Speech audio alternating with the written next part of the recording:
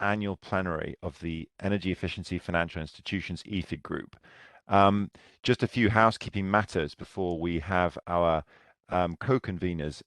open the day. The first is, at any time during today, we'd encourage you to ask questions of our panelists and speakers. The ways to do that are, as a preference, if you would find the Q&A function of WebEx, that would require you to go to the small three buttons on the bottom right-hand side of the screen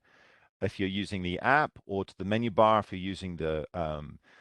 browser, and you'll find a Q&A function, and you should be able to find an easy way to write questions into that, and our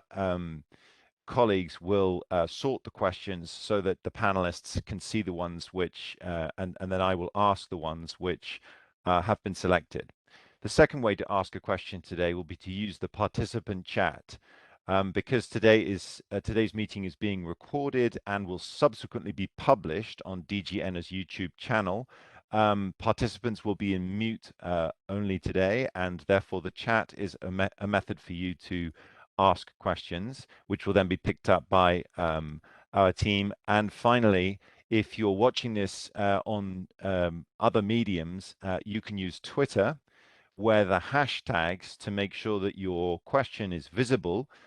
to us is hashtag EEFIG, and that will be then continued to be offered in a social media conversation, which hopefully will go on in parallel to our sessions. So as I've mentioned, this whole day will be published subsequently on DG Ener's YouTube channel. I'd request now for all speakers who have joined us early to turn the cameras off and to have the cameras on from our two co-conveners and hosts for today, who I'm absolutely delighted for their strong support of the EEFIG group for these now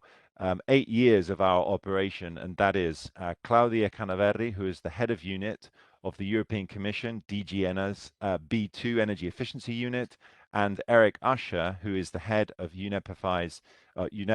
Finance Initiative. So without further ado, and with a very warm welcome to Claudia, I will now